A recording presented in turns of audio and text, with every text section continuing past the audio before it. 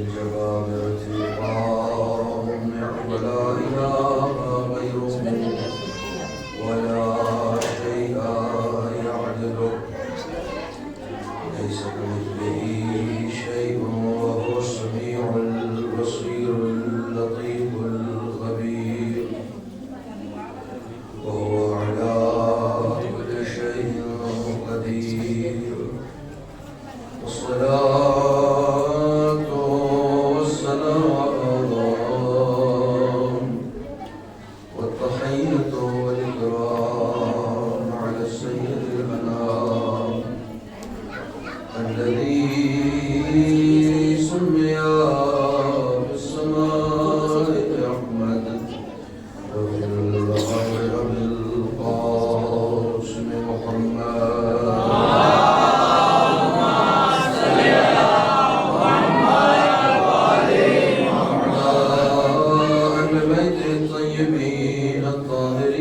المعصومين المظلومين الذين أذهب الله عنهم الرجس وطهرهم تطهيرا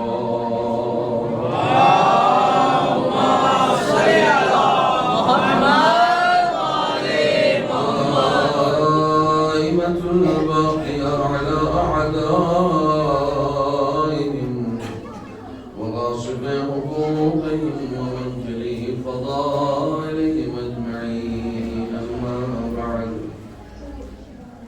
وقد قال الله الحكيم في القرآن الكريم وقد قال رسول الله صلى الله عليه وآله وسلم إن الله ليغضب لغضب فاطمة ويرضى لرضاها صلوات اللهم صل على محمد وآل محمد. سب سے پہلے آپ تمام حضرات سے گزارش کر رہا ہوں کہ آپ تھوڑا مجھ سے قریب آ جائیں کیونکہ مسلسل لوگ آ رہے ہیں اور جب گفتگو شروع ہو جائے گی تو ڈسٹربنس نہ ہو.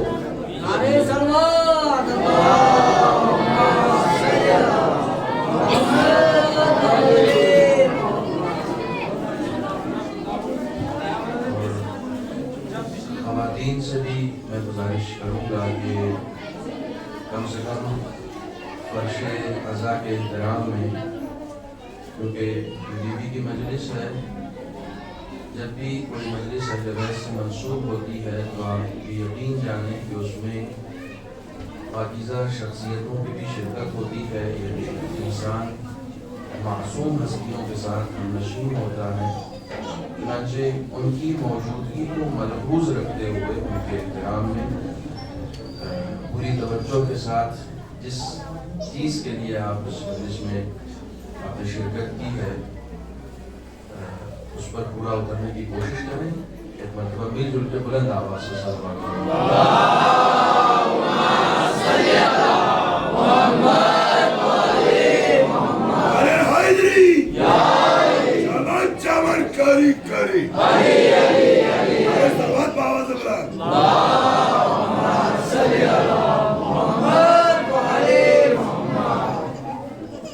ایام کی اہلیت کے اعتبار سے آپ یقین جانیں کہ کائنات میں اہل بیت پر 2 مرتبہ سب سے زیادہ ظلم و ستم ہوا ہے. ان میں سے ایک کربلا میں ہوا ہے اور دوسرا مدینے میں ہوا ہے. جو لوگ واقف ہیں وہ اچھی طریقے سے واقف ہیں کہ اگر مدینے میں یہ ظلم نہیں ہوتا تو کربلا بھی کبھی بھی منعقد نہیں ہوتی. کربلا کی جرأت ہی اس وجہ سے ہوئی ہے کہ لوگوں کے اندر مدینے میں یہ ظلم و ستم روا رکھنے کی ہمت پیدا ہو گئی.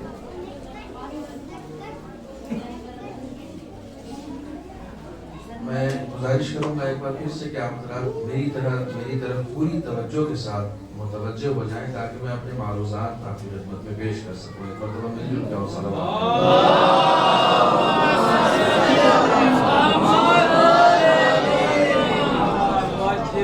اور صلوات پڑھیں.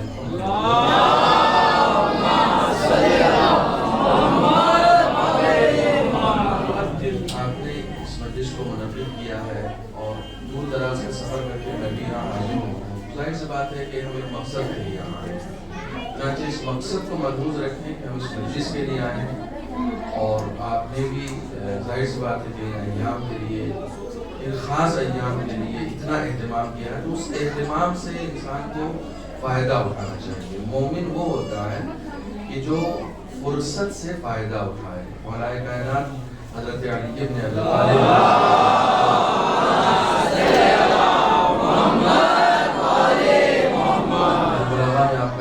ہے الفرصت تمر مر السحاب. فرصت جو ہے بہت تیزی کے ساتھ گزر جاتی ہے. وقت جو ہے بہت تیزی کے ساتھ گزر جاتا ہے. آپ کو یاد ہوگا کہ ابھی ہم جیسے کچھ دن پہلے محرم میں یہاں آئے اور اب پھر ایام فاطمیہ میں آتے ہیں. یہ وقت کتنی تیزی کے ساتھ گزر جاتا ہے. اس دنیا کو دار مفر کہا جاتا ہے. فرار ہو جانے والی دنیا فوراً بھاگ جاتی ہے. انسان کو احساس تک بھی نہیں ہوتا کہ کب کل گزر گیا. انسان کو احساس بھی نہیں ہوتا ہے کہ کب سردی آ گئی اور کب جو ہے وہ گرمی رخصت ہو گئی. احساس بھی نہیں ہوتا. یعنی بے پناہ تیزی کے ساتھ گزر جانے والی یہ دنیا ہے. چنانچہ جو بے پناہ تیزی کے ساتھ گزر جانے والی ہے اس سے بہت زیادہ دل انسان کو نہیں لگانا چاہیے. جہاں انسان کو ہمیشہ رہنا ہے وہاں کی انسان کو اپنی فکر بہرحال کرنی چاہیے.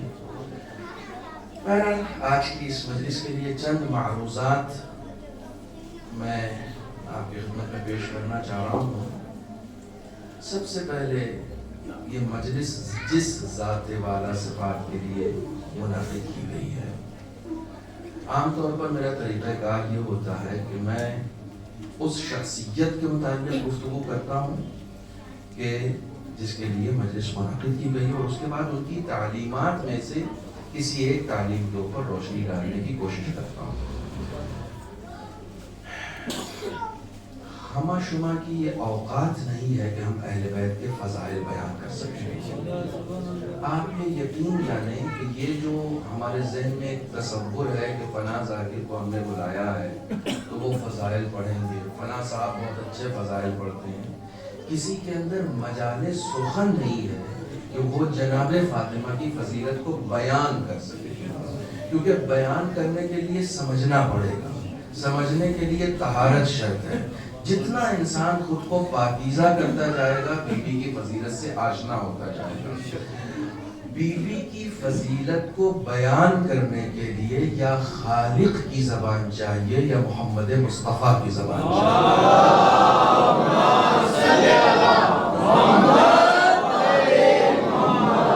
ہم لوگ کیا بیان کر سکتے ہیں؟ ہم لوگ ان سے سنی ہوئی بات بیان کر سکتے ہیں. جس قرآن کو آپ پڑھتے ہیں اس قرآن کا 1/3 حصہ صرف اہل بیت کی فضیلت کے بارے میں ہے.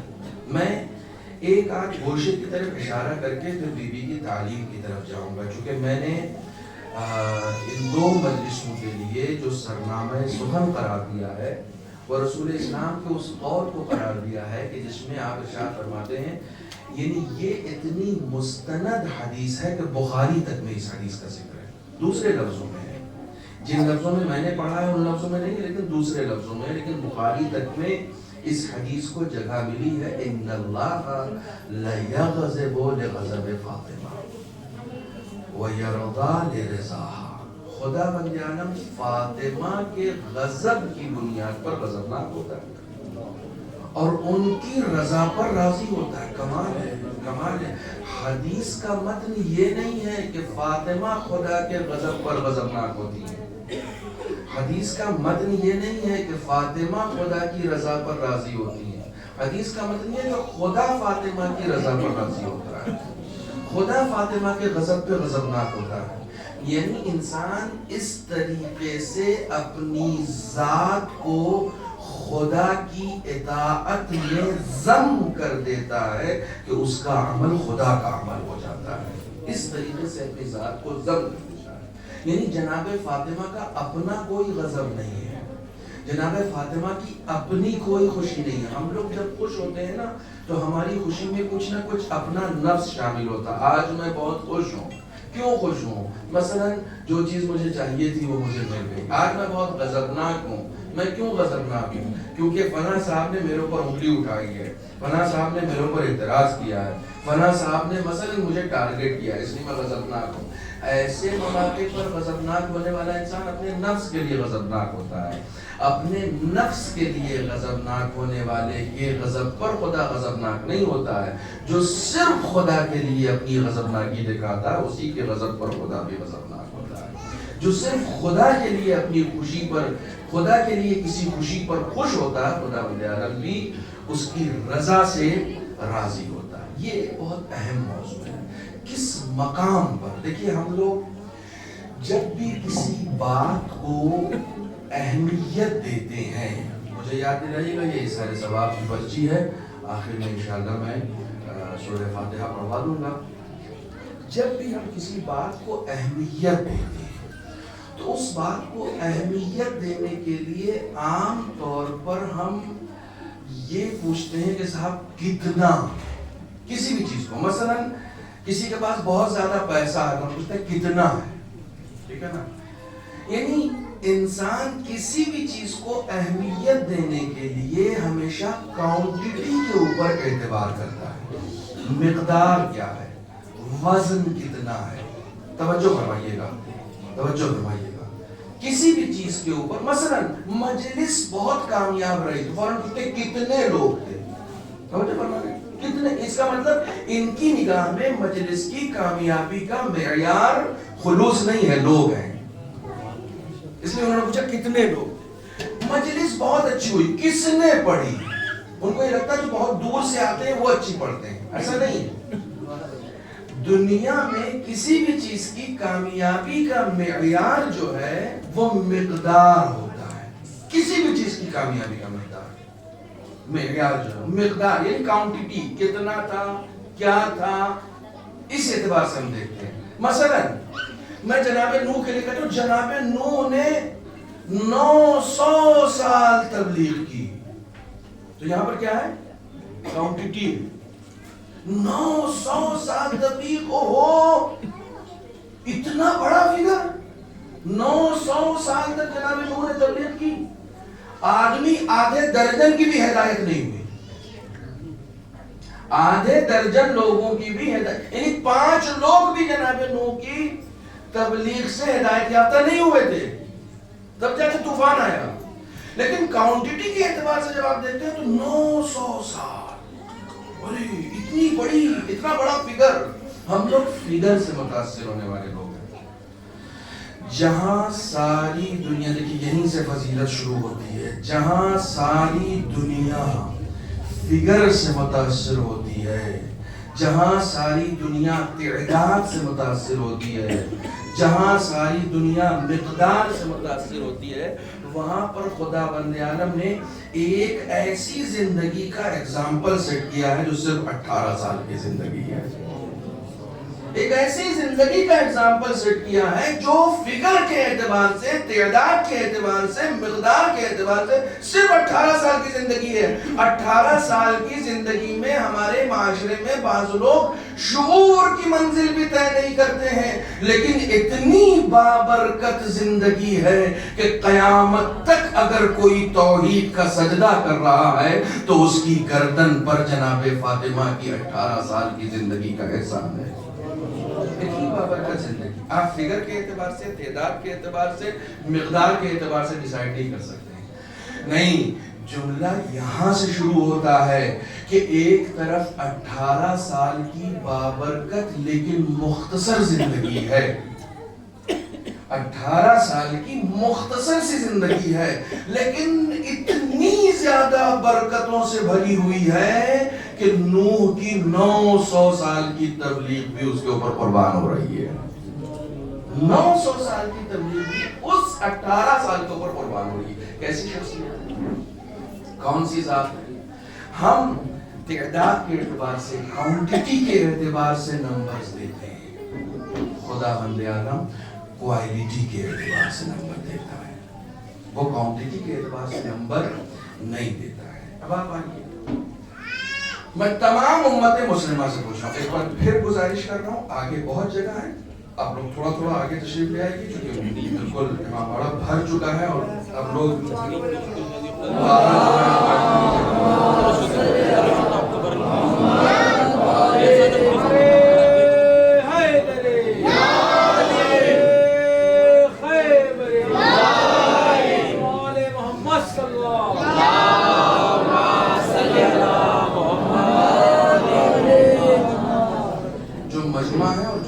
پڑھی جا رہی، دونوں میں میل نہیں کھا۔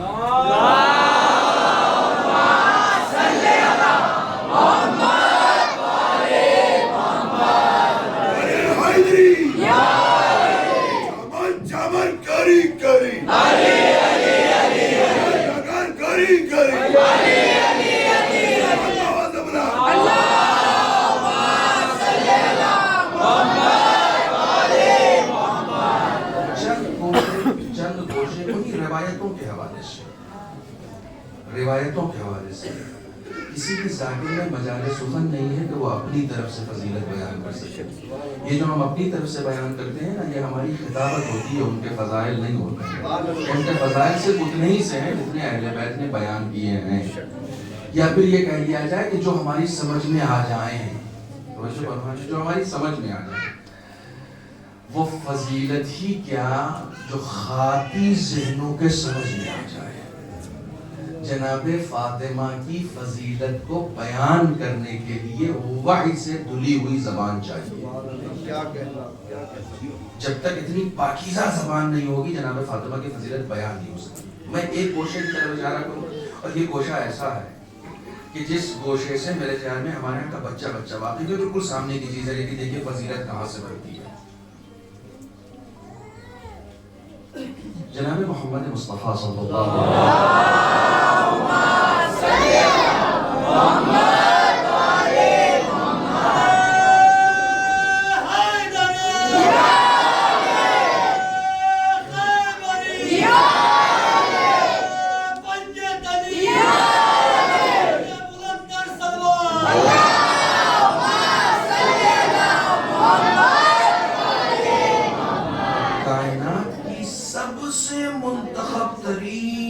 سب سے زیادہ محترم شخصیت آپ کے نزدیک کون ہے؟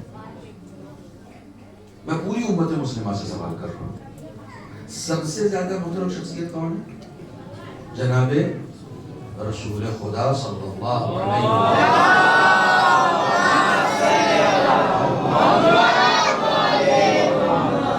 میری طرف متوجہ رہیے گا، بالکل جناب رسول خدا۔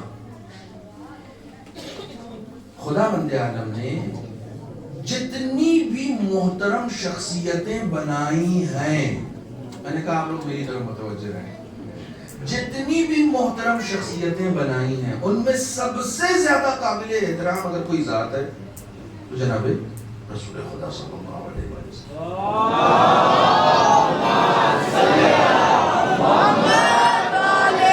سب سے زیادہ محترم، خاتم النبیین۔ فضیلتیں اگر ہم صرف رسول خدا کی بیان کرنا شروع کر دیں تو کئی مجلسیں چاہیے ہوں گی صرف اس فضیلت کو بیان کرنے کے لیے۔ کسی نے مولا کائنات حضرت علی بن ابی طالب علیہ السلام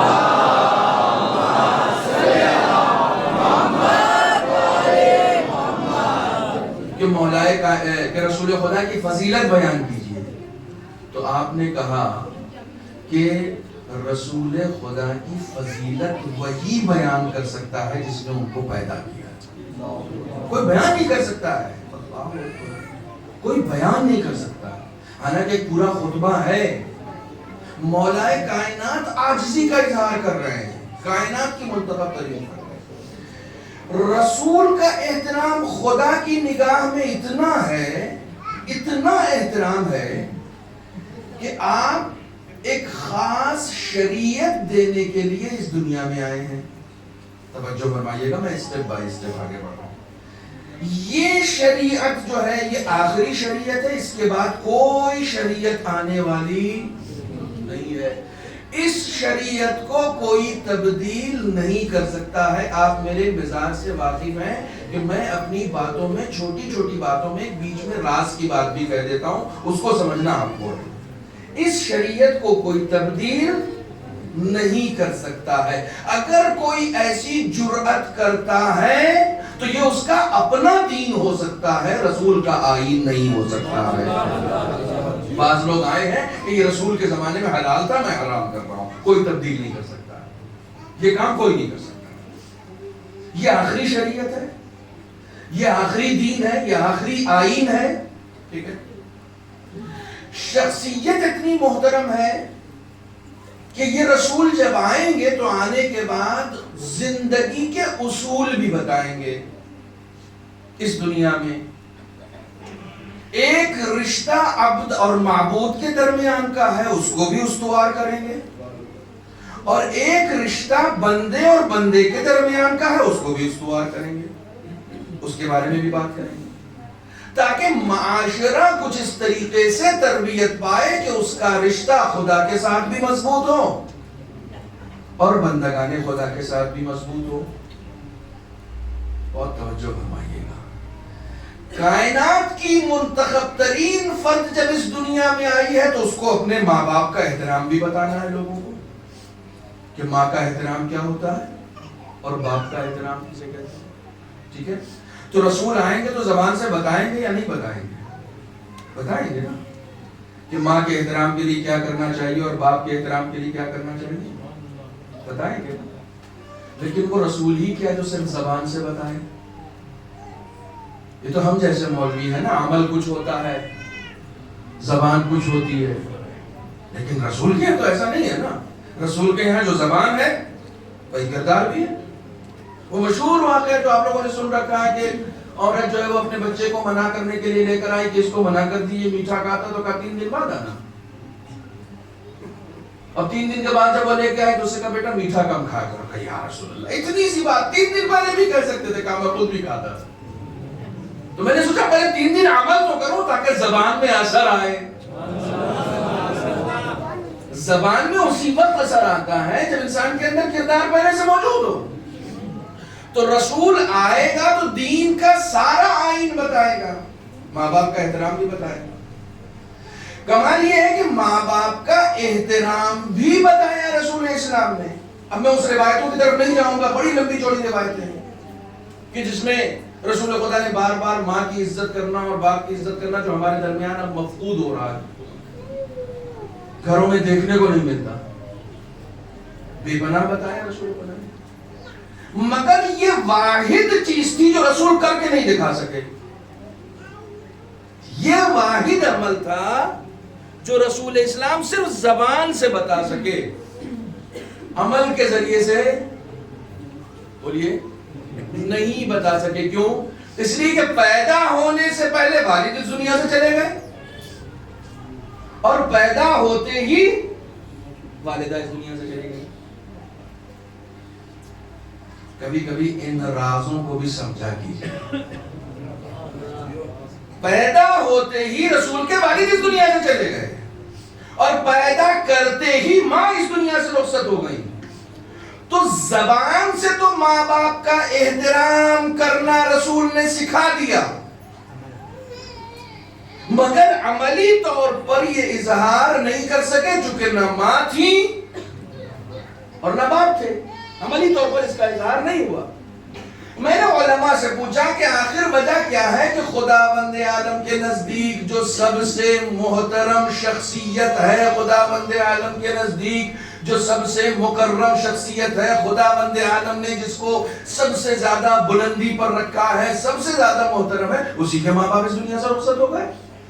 کچھ دن تو ان کے ماں باپ کو ان کی نگاہوں کے سامنے رکھتا، ان کے پیدا ہوتے ہی ماں چلی گئی اور پیدا ہونے سے پہلے باپ اس دنیا سے رخصت ہو گئے۔ تو علماء اخلاق لکھتے ہیں کہ چونکہ رسول کی ذات والا صفات اتنی محترم محترم تھی کہ خدا کو یہ بات اچھی نہیں لگتی کہ رسول کسی غیر معصوم کے لیے کھڑا ہو. پتہ نہیں میری بات کہاں تک پہنچی. خدا کو یہ بات ناگوار گزرتی ہے کہ اتنا محترم رسول کسی غیر معصوم کے لیے خود کو کھڑا کرے. اس لیے خدا نے پہلے باپ کو اس دنیا سے رخصت کر دیا, پھر ماں کو اس دنیا سے رخصت کر دیا. اس دنیا سے آپ کہتے ہیں فاطمہ کی عظمت کا اندازہ لگائیے. فاطمہ اس ذات کا نام ہے جس کے لیے رسول سراپا کھڑے ہو جایا کرتے ہیں. محمد صلی اللہ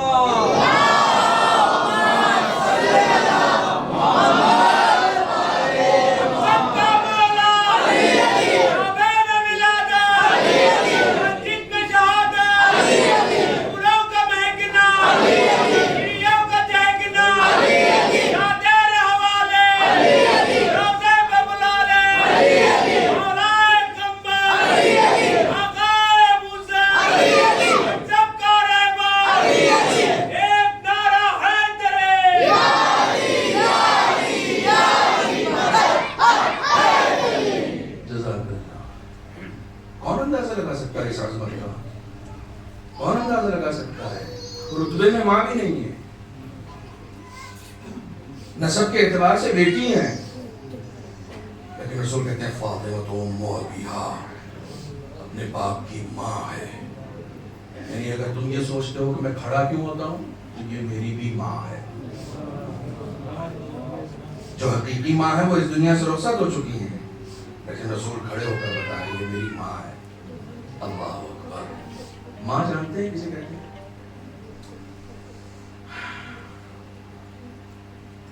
لوگ اعتراض کرتے ہیں کہ یہ کیسے ہو سکتا ہے, جو باپ ہے, جو کل ہے, رسول ہے کل, اور جناب فاطمہ ان کا جز. فاطمہ تو بضعۃ منی, ٹھیک ہے. بعض لوگ اس کا ترجمہ کرتے ہیں کہ میرے جگر کا ٹکڑا, پتہ نہیں کہاں سے کرتے ہیں, مجھے نہیں معلوم. فاطمہ میرا جز ہے, فاطمہ میرا حصہ ہے, ٹھیک ہے, لیکن بہرحال جز تو ہے. توجہ ہمارے کل بڑا ہوتا ہے یا جز؟ کل بڑا ہوتا ہے. دیکھیں میں عام طور سے سادے مزاج میں بات کرنے کی کوشش کرتا ہوں. کل بڑا ہوتا ہے نا, جز تو چھوٹا ہوتا ہے. تو یہ کیسے ہو سکتا ہے کہ جو جز ہو وہ ماں ہو جائے؟ یعنی ماں ہونے کا مطلب یہ کہ بڑا ہو جائے گا نا, یہ کیسے ہو سکتا ہے؟ علماء نے کیا خوبصورت جواب دیا ہے. قرآن مجید میں کتنے سورے ہیں؟ 114 سورے ہیں. ان 114 سوروں میں ایک سورہ ہے جس کا نام فاتحہ بھی ہے اور ام الکتاب بھی ہے. پورے کتاب کی ماں. کمال ہے. پورا قرآن ہے کل,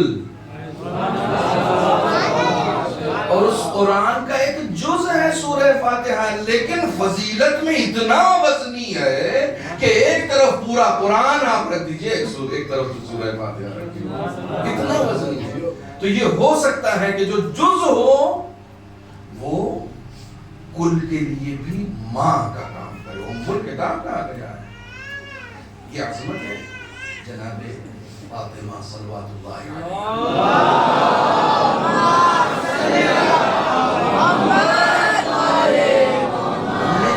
مزاج میں یہ بات پائی جاتی ہے کہ میں مجلس میں آنے والوں کو تھوڑا سا ایکٹیو کرتا ہوں, اویئر کرتا ہوں. آپ یہاں پر بیٹھے ہوئے ہیں, بی بی زہرا کی مجلس میں آئے, مجھے یقین ہے کسی نہ کسی نیت سے آئے, کسی نہ کسی ارادے سے آئے. بعض لوگ اس لیے آتے ہیں کہ چلو دیکھیں اس بار کیا پڑھتے ہیں. بہت کم لوگ ہوتے ہیں دیکھیں کیا بٹتا ہے. یہ بہت کم لوگ ہیں, ایسی تعداد اب تقریباً ختم ہو گئی. لیکن بہت سارے لوگ ہوتے ہیں, بڑی تعداد ان کی ہوتی ہے, جو یہ سوچتے ہیں کہ بی بی فاطمہ کے گھر جا رہے ہیں, تو یہ سوچ کر آئے. تو آپ کسی کے گھر آئیے اور خالی ہاتھ چلے جائیے, یہ اسی وقت ممکن ہے جب اس کے گھر آپ آئے ہوں جو کریم نہ ہو, جو مجمع خیر ہو, کرم کا مجموعہ ہو، اس کے گھر کوئی آئے اور خالی ہاتھ چلا جائے، یہ نہیں ہو سکتا۔ تمام علماء کہتے ہیں، خاص طور سے ہمارے استاد، کہ ایام فاطمیہ میں کبھی بھی خدا بند عالم سے کم طلب مت کرنا۔ ہم لوگ اپنی حیثیت کے اعتبار سے طلب کرتے ہیں، نہیں بھیا مجھے کہاں سے مل جائے گا، منع کیا گیا اپنی حیثیت کے اعتبار سے طلب مت کیا کرو، جس کے دروازے پر ہو ان کی حیثیت کے اعتبار سے۔ تم اپنی حیثیت کے اعتبار سے طلب کرو گے تو نہیں طلب کر پاؤ گے، نہیں اس سے زیادہ مجھے کہاں ملے گا، یہ نا امیدی ہے۔ ان کے کرم کے اعتبار سے طلب کیا کرو، ان کی فیاضی کے اعتبار سے طلب کیا کرو۔ تو سب سے پہلے تو اپنی طلب کو لاج بنا کے بیٹھیے۔ آپ جناب فاطمہ زہرا سلام اللہ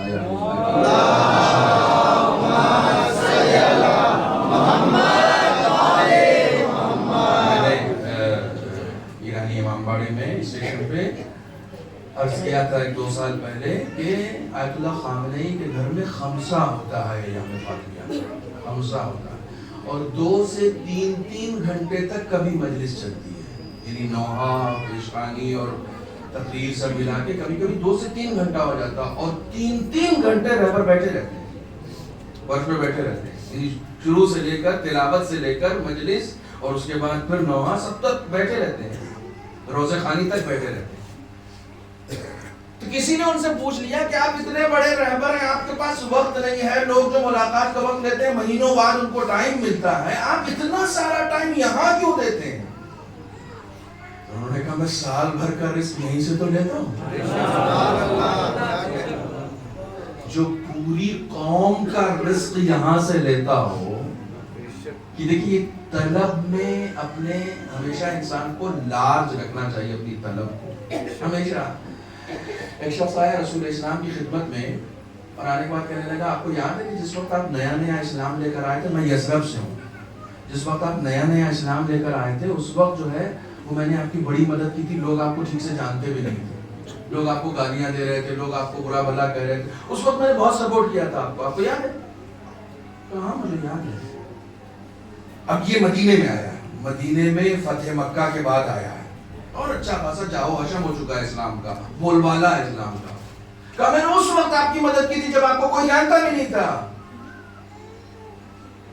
تو رسول خدا نے کہا کیا چاہیے؟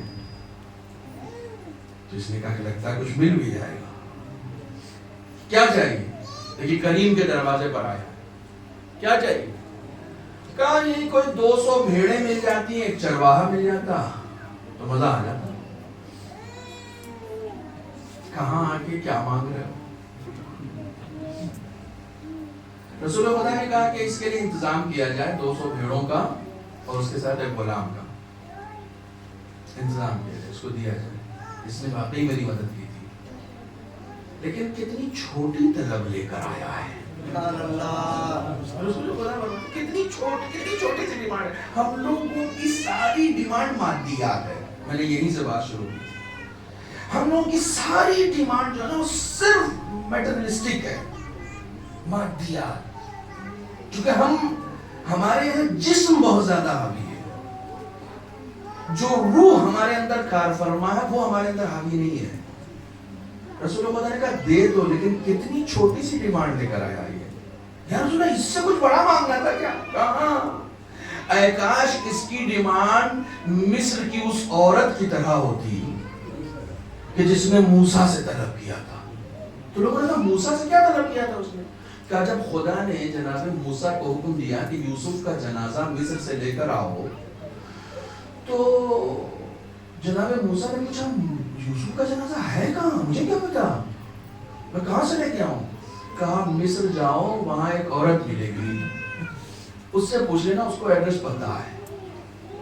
خدا یار تو ڈائریکٹ نہیں بتا سکتا، تجھے نہیں پتا ہے کہ یوسف کا جنازہ کہاں ہے؟ تو براہ راست موسیٰ کو بتا دے نا۔ یہ کیا کہ نہیں اس عورت کو پتا ہے، جاؤ اس عورت سے پوچھو۔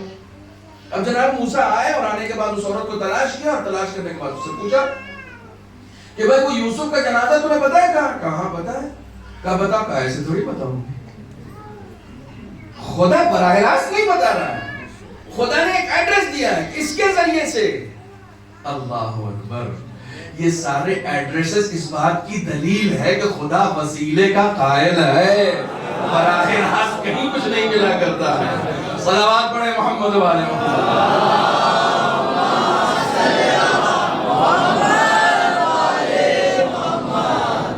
ایسے تھوڑی بتاؤں گی. پھر کہا میں تم کو کچھ دے رہی ہوں تو تم بھی تو کچھ مجھے دو. تمہیں کیا چاہیے؟ کہا ایگریمنٹ پیپر پہ سائن کر کے دو کہ جنت میں اپنے پڑوس میں مکان دلواؤ گے. جناب مجھے کہ یہ کون سی بات ہے؟ ایک ایڈریس بتانے کے لیے میں تم کو جنت میں اپنے پڑوس کی بلڈنگ دے دوں. ہم لوگ اسی دنیا کی بلڈنگ کے لیے پریشان ہیں. مکان بنا رہے تو ایک ہاتھ کیسے بڑھا کے بنا لیں. یہ نہیں معلوم کہ یہ ایک ہاتھ کتنا بھاری پڑنے والا ہے. یہ ایک ہاتھ کتنا بھاری پڑ رہا ہے. پتہ نہیں کیا ہو رہا ہے، پتہ نہیں کیا ہو رہا ہے. آپ دنیا بھری پڑی ہے. خدا کی قسم ہم اس بات پہ ناز کرتے ہیں کہ آج فلاں کو ٹوپی پہنا دیا. ہم اس بات پہ نہ بھائی کیسا چکما دیا، واقعی مزہ آ گیا. یہ نہیں معلوم کہ وہ چکما ہمیں کتنا بھاری پڑنے والا ہے. وہ چکما دے بھی دیا، آپ کے پاس آ بھی گئی. پھر اس کے بعد پھر کیا اینڈ کیا ہوا اس کا؟ جناب موسیٰ نے کہا یہ کون سی بات ہوئی؟ ایک ایڈریس بتانے کا اتنا بڑا. پھر اس کے بعد انہوں نے کہا اس سے بحث کرنے سے اچھا جس نے مجھے بھیجا اس سے پوچھوں. تو خدا کی درگاہ میں کہا معبود یہ ایک ایڈریس بتانے کا. تو خدا نے کہا تم کو دینا ہے یا مجھے دینا ہے؟ تم کو دینا ہے یا مجھے دینا ہے؟ مجھے دینا ہے نا. تم یہ مت دیکھو کہ وہ کیا مانگ رہی ہے. اس دنیا میں رہنے کے بعد بھی اسے فکر عقبہ ستا رہا ہے. یہ کمال کی بات ہے. اس کی نیت دیکھو، نیت کتنی بڑی ہے اس کی کہ یہ دنیاوی شے تم سے نہیں مانگ رہی ہے، آخرت مانگ رہی ہے. دے دو، دینا مجھے ہے. یعنی یہ ایک میٹر دیا گیا ہے کہ اس دنیا میں کامیاب وہی ہوتا ہے کہ جو رہے تو اس دنیا میں لیکن فکر ہمیشہ عقبہ پہ کرتا رہے. ایک صلوات پڑھیں محمد والے.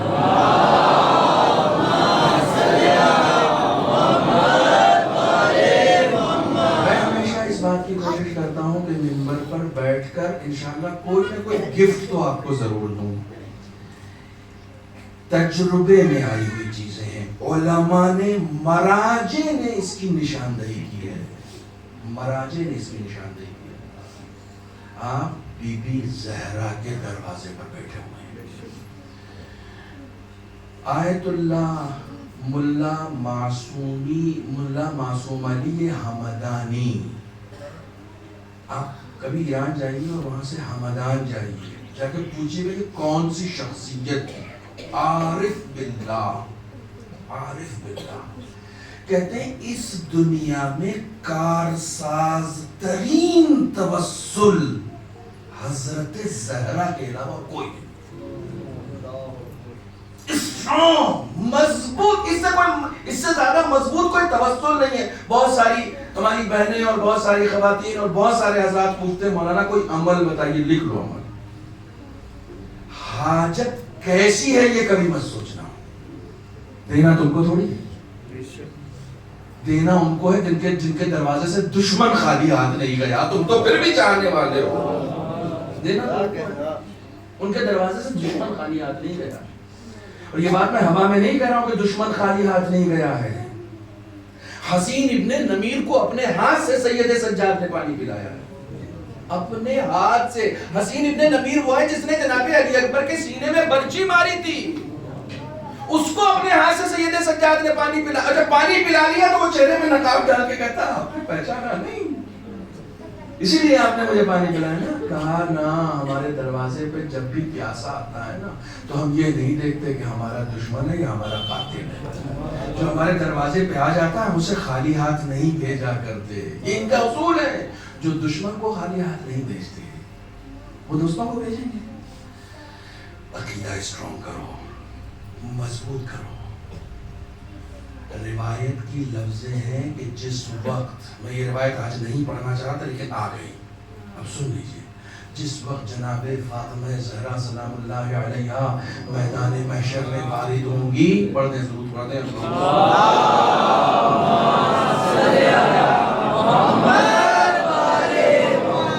جس وقت بی بی محشر میں وارد ہوں گی، اس وقت آواز دی جائے گی غضوا ابصارکم، اپنی نظریں نیچی کر لو، حالانکہ وہاں پر کسی کا ارادہ نہیں چلے گا. یہ جو حکم ہوگا غضوا ابصارکم، اپنی نظریں نیچی کر لو، یہ ارادے والا نہیں ہوگا کوئی اگر چاہے تو اٹھا لے، نہیں. جب یہ حکم ہوگا تو سب کی نظریں خود بخود نیچے ہو جائیں گی اور عرصہ محشر میں جناب فاطمہ وارد ہوگی.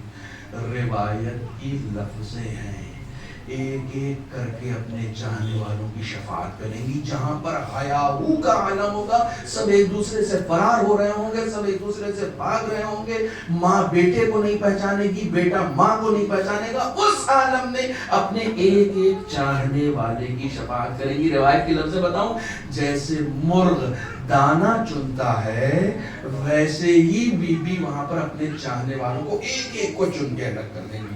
بس شرط یہ ہے کہ ان کے چاہنے والوں کی فہرست میں اپنا نام لکھواؤ، اپنا نام لکھواؤ. ملا علی معصومی آیت اللہ، ملا علی معصومی حمدانی کہتے ہیں کارساز ترین توسل حضرت زہرا کا ہے، اس سے زیادہ مضبوط کوئی توسل نہیں. حاجت کون سی ہے کبھی مت سوچنا کیا ہے. معاذ بن جبل سے رسول خدا نے ارشاد فرمایا، معاذ تم کو اپنی طاقت کا اندازہ ہے؟ کہا نہیں. کہا تمہارے پاس اتنی طاقت ہے کہ اس پہاڑ کو بھی اشارہ کرو گے تو چل کے تمہارے پاس آ جائے گا. اور وہ طاقت دعا کی ہے، دعا کی ہے، اتنی مضبوط طاقت ہے. اور یہ دعا اگر توسل کے ساتھ ہو جائے، یہ دعا اگر بی بی زہرا کے وسیلے سے ہو جائے، کارساز ترین توسل. فرماتے ہیں کیسی حاجت ہے یہ مت دیکھنا، ایک نشست میں پاک و پاکیزہ ہو کر، ایک نشست نہیں، ایک بیٹھک میں. یہ نہیں کہ ابھی تھوڑا سا کر لیا اور بعد میں تھوڑا سا کر لیا، ایک بار میں کرنا ہے. درود ہے بی بی زہرا کا، بہت مشہور درود ہے. اللہم صلی علی فاطمہ و ابیہا و بعلہا و بنیہا والسر المستودع فیہا بعدد ما احاط به علمہ. ایک لائن کا ہے، ایک لائن کا درود ہے. یہ درود صرف بی بی سے مخصوص ہے. یہ درود، اس درود میں محور جناب فاطمہ کی ذات ہے، اور جو درود آپ بھیجتے ہیں اس میں محور رسول خدا ہے. اللہم صلی علی محمد و آل محمد. یہ درود حدیث قصہ سے آیا ہے کہ جس میں کہا کہ ہم فاطمہ و ابیہا و ابوہا و بعلہا و بنوہا. یہ درود وہاں سے آیا ہے. کہا درود فاطمی کوئی شخص اگر کوئی حاجت ہے اس کے پاس، آیت اللہ ملا معصوم علی حمدانی کہتے ہیں کہ اگر میں مطمئن نہ ہوتا تو کبھی نہ کہتا.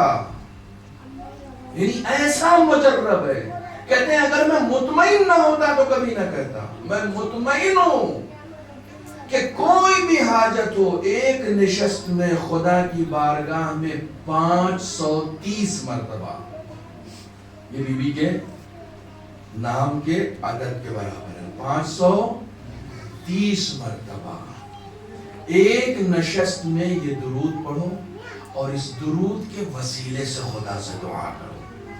خدا مند عالم اس وسیلے کی دعا کو ریجیکٹ نہیں کرتا ہے. کوئی بھی پریشانی، کارساز ترین توسل ہے. جو لوگ چاہیں گے انشاءاللہ میں اس کو لکھ کر بھی دے دوں گا، آپ اس پر عمل کر سکتے ہیں.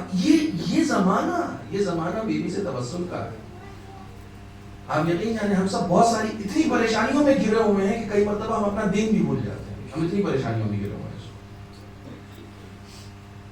ہم اتنی پریشانیوں میں گرے. بی بی کی مجلس میں آئے. ہمارے استاد کہتے ہیں سب سے نادان ہے وہ شخص کہ جو اپنی طلب میں کوتاہی کرتا ہے، اپنی طلب میں کبھی کوتاہی نہ کرے. آپ کو معلوم نہیں ہے، میں نے کسی زمانے میں گجرات میں ایک روایت پڑھی تھی، وہ مجھے یاد آ رہی ہے کہ جناب زکریا نبی ہیں، خدا کے نبی ہیں۔ ایک طویل مدت کی ریاضت کے بعد، ایک طویل مدت، ریاضت سمجھتے ہو بچوں؟ ریاضت کہتے ہیں مشق کو، ریاضت کہتے ہیں ایکسرسائز کو، ریاضت کہتے ہیں پسینہ بہانے کو، ریاضت کہتے ہیں محنت کرنے کو۔ ایک طویل مدت کی ریاضت کے بعد جناب زکریا پر جب خدا نے کرم کیا تو انہیں جناب فاطمہ کے نام کی تعلیم دی تھی۔ آپ فضیلت سنیں گے، نکتے بازیوں میں فضیلت نہیں ہے، یہ ہے فضیلت۔ نام کی تعلیم دی تھی، جس کے نام کا اتنا اثر ہے اس کی ذات کا کتنا اثر ہوگا۔ یہ نام کے اثرات ہیں، یہ اثرات نام کے ہیں۔ ایک طویل مدت کے بعد نام کی تعلیم دی گئی تھی۔ سکونی امام جعفر صادق علیہ السلام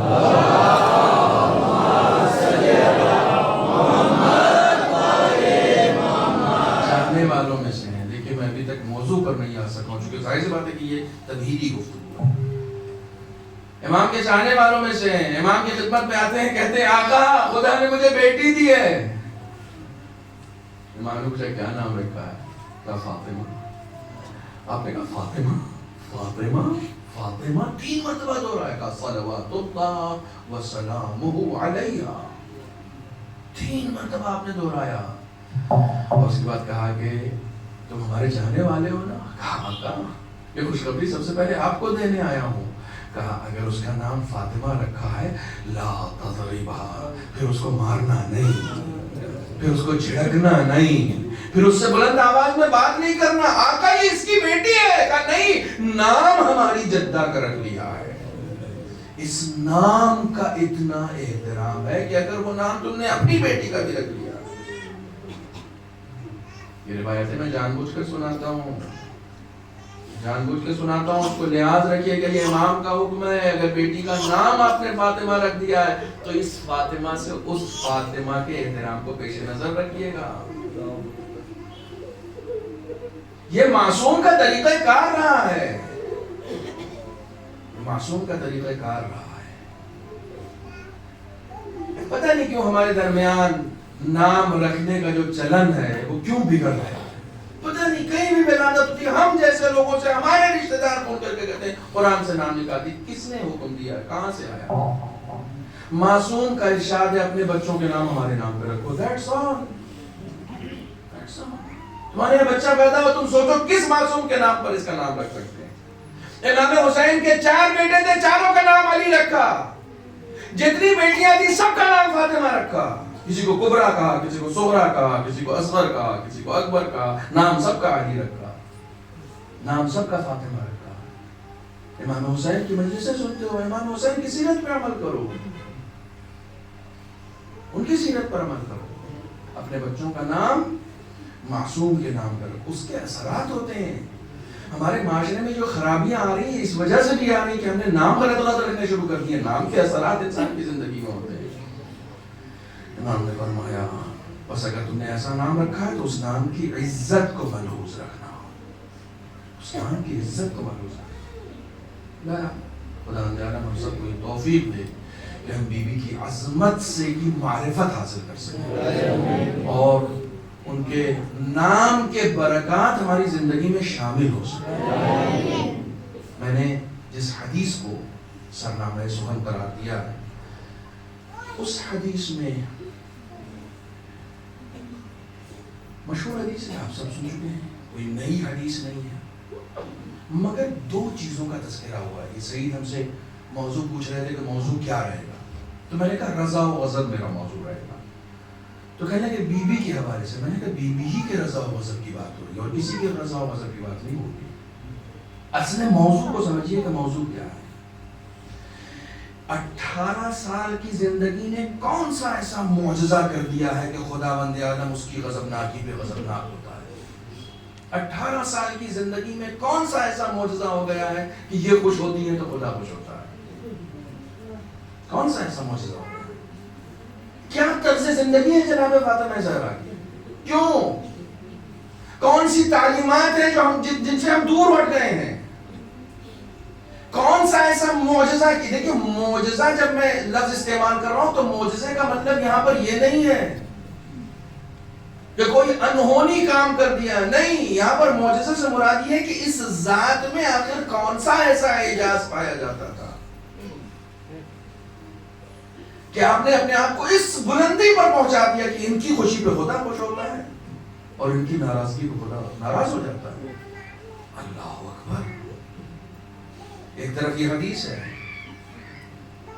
رضا اور غضب، میں رضا کے اوپر بات نہیں کروں گا، شاید اتنا موقع بھی نہیں میرے پاس، کیونکہ آج اور کل دو ہی دن ہیں۔ خود غضب کیا چیز ہوتی ہے؟ غضب کسے کہتے ہیں؟ دیکھیے غضب یعنی غصہ، غیظ۔ میں کوشش کرتا ہوں کہ کچھ تعلیمات اہل بیت میں سے بیان کیا جا سکے ممبر پر۔ انسان، اس سے پہلے کی مجلس اگر آپ کو یاد ہو تو اس میں عام طور پر میں نفس اور روح کی بات کر رہا تھا زیادہ تر، کہ ایک روح ہے اور ایک نفس ہے۔ روح کسے کہتے ہیں؟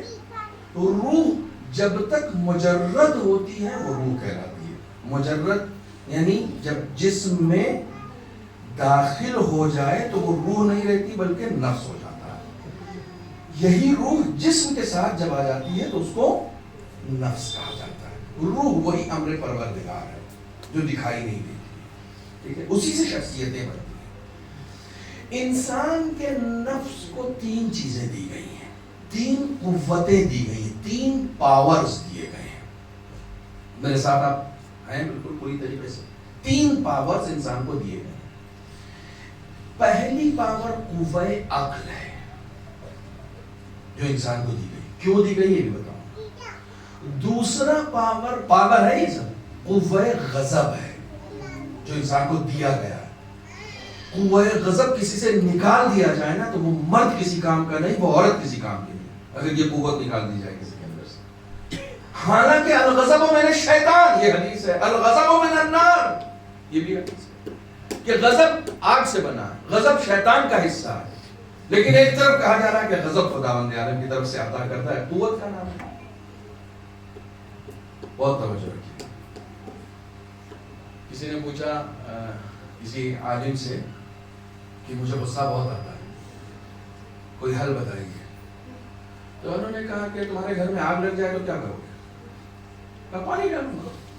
کہا پانی نہ ہو تو؟ مٹی ڈالوں گا۔ کہا وہ بھی نہ ہو تو؟ کہا پھر وہاں سے بھاگ جاؤں گا۔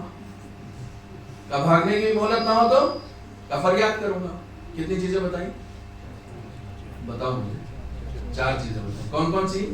پانی ڈالوں گا، پانی نہیں ہوگا تو مٹی ڈالوں گا، مٹی نہیں ہو تو فریاد کروں گا، اور نہیں پہلے وہ تھا وہاں سے بھاگوں گا، بھاگنے کا بھی موقع نہیں ملا تو چار چیزیں بتائیں۔ انہوں نے کہا تمہیں غصہ آتا ہے؟ کہا حدیث میں ہے الغضب من النار، غضب جو ہے وہ آگ سے ہے، تو جو کام گھر میں آگ لگنے کو کرتے ہو وہی کام غصے کے وقت کیا کرو، وہی کام غصے کے وقت کیا کرو۔ کیا مطلب غصے کے وقت وہ کام کیسے کروں گا؟ کہا پہلا کام کیا کر رہے تھے آگ لگنے پر؟ کہا پانی ڈالنا۔ کہا وضو کر لو،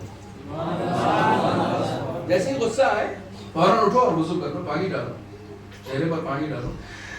یہ غصہ خودی کا غصہ خدا کے غصے میں تبدیل ہو جائے گا۔ تربیت، یہ تمہارا اپنا غصہ نہیں رہے گا۔ فوراً اٹھو وضو کر لو۔ جب بھی کسی کو غصہ آئے سب لوگ سن لو، سب سے پہلا کام کیا کرنا ہے؟ وضو کرنا۔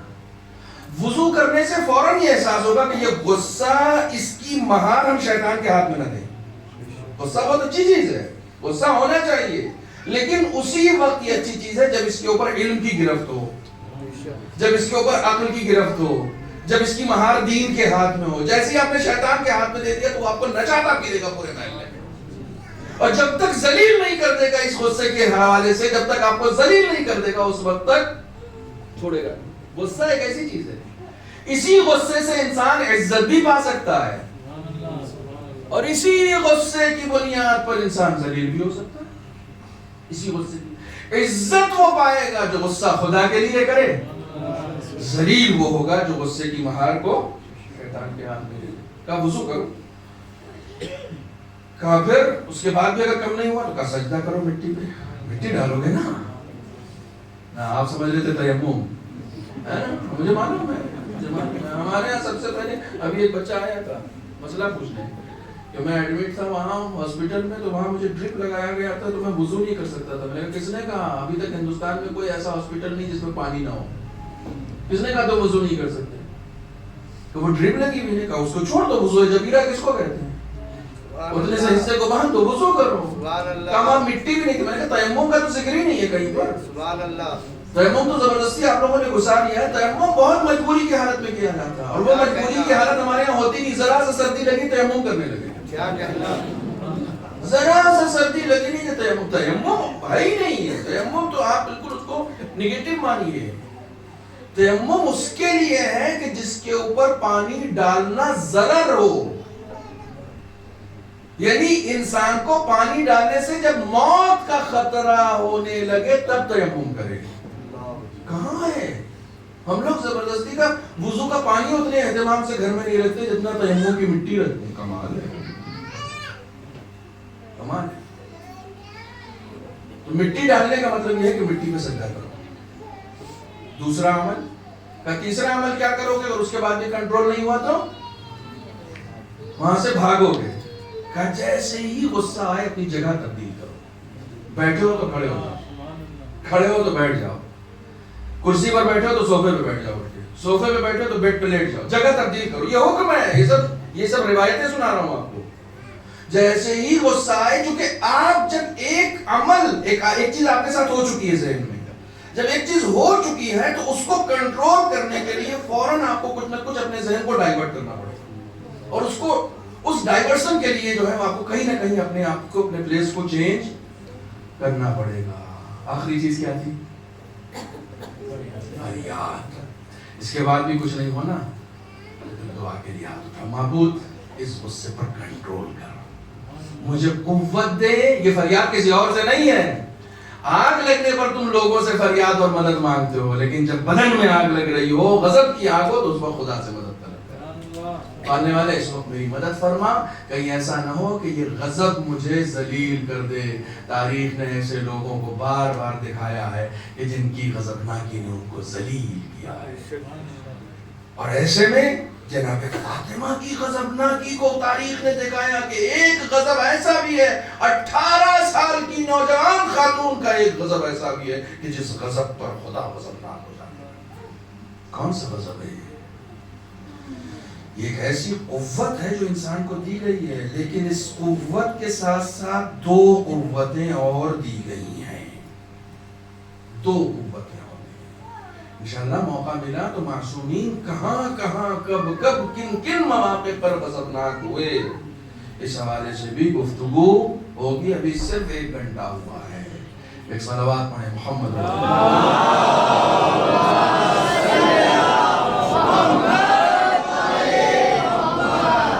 جگہ پر لوگ مجھے بلانے سے ڈرنے لگے ہیں کہ یہ بہت زیادہ دیر تک پڑھتے ہیں, اس لیے کسی اور کو بلاؤ. ایک صلوات اور پڑھیں محمد.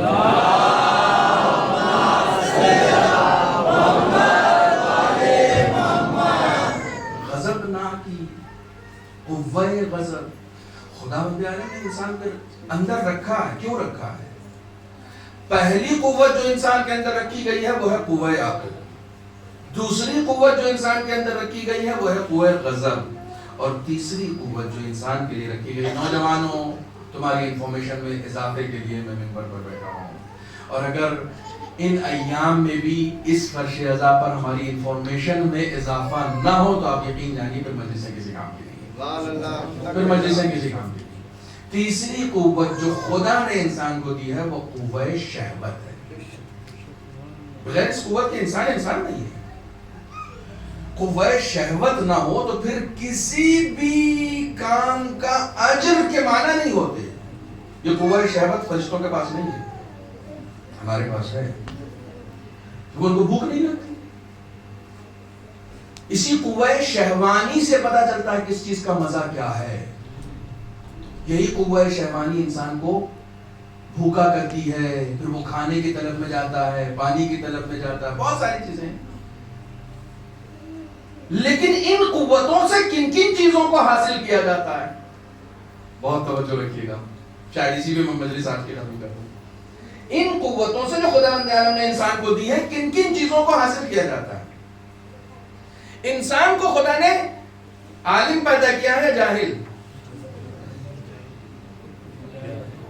تھوڑا سا میں اونچا سنتا ہوں، جاہل۔ قرآن مجید کی آیت ہے کہ ہم نے تم کو ماؤں کی بدنوں سے ایسے نکالا ہے کہ لا تعلمون شیئا، اکثر لوگ تم کچھ بھی نہیں جانتے تھے، جاہل۔ پالے والے جاہل بنا کے بھیجا، پھر توقع ہے کہ ہم عالم ہوں؟ کیسے بھی قوہ عقل دی ہے۔ سبحان اللہ۔ خدا بند عالم کبھی بھی ایسی ڈیمانڈ نہیں کرتا۔ میں نے پچھلی بار جب میں آیا تھا تو میں نے ایک جملہ کہا تھا، وہ یاد دلا رہا ہوں کہ بعض لوگ کہتے ہیں مولوی صاحب آپ ممبر پہ بیٹھ کے کہتے ہیں ہم لوگوں سے حساب لیا جائے گا، یاد ہے؟ ہم لوگوں سے، میں کہتا ہوں ہم ہی لوگوں سے حساب لیا جائے گا، کسی اور سے حساب کیوں لیا جائے گا؟ آپ نے اپنے بچے کو 100 روپیہ دیا کہ جا کے دودھ لے آؤ، اب پڑوسی کے بچے سے حساب لے لیا، ہاں 100 روپے کیا بھیا مجھے کہاں دیا آپ نے؟ اپنے بیٹے سے حساب لیجئے، جس کو دیا اس سے لیجئے نا، مجھ سے کیوں لے رہے ہیں؟ آپ سے حساب ہی اس لیے لیا جائے گا کیونکہ ولایت آپ کو دی گئی ہے، پڑوسیوں کو نہیں دی گئی ہے۔ جن کو نعمت دی جاتی ہے حساب ان سے لیا جاتا ہے، آپ سے لیا جائے گا، پڑوسیوں سے تھوڑی لیا جائے گا۔ ہمارے پاس ہے اس لیے ہم سے حساب لیا جائے، جس کو نعمت دی جاتی ہے اسی سے حساب لیا جاتا ہے، جس کو دی ہی نہیں وہ بے حساب جہنم میں ڈالے جائیں گے۔ ہم سے حساب کتاب ہونے والا ہے، توجہ فرمائیں۔ ایک صلوات پڑھیں محمد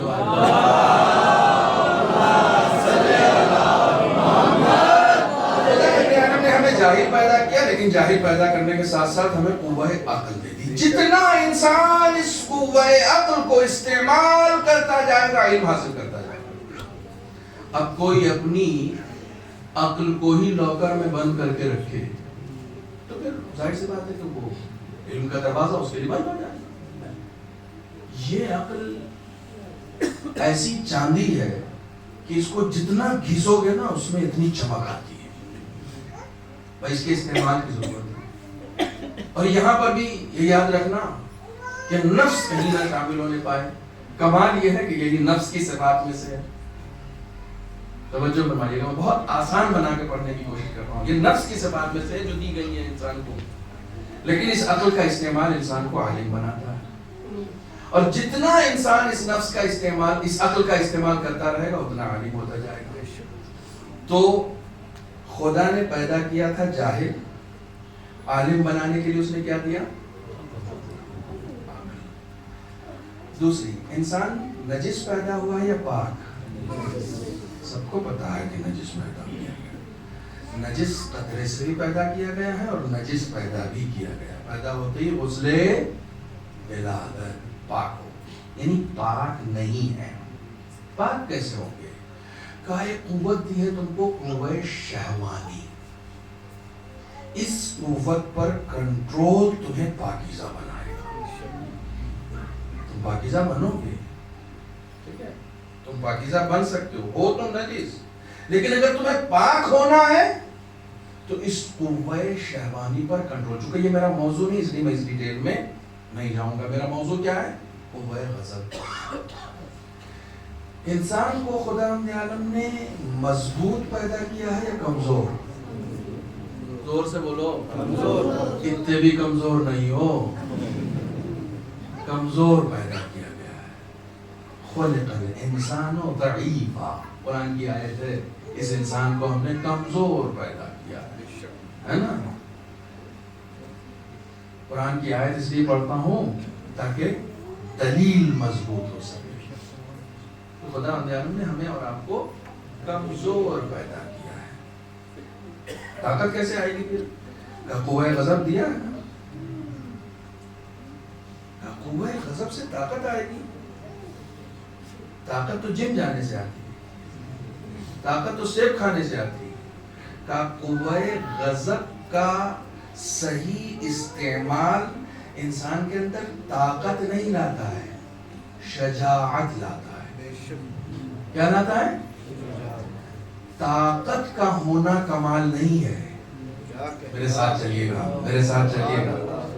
طاقت کا ہونا کمال نہیں ہے۔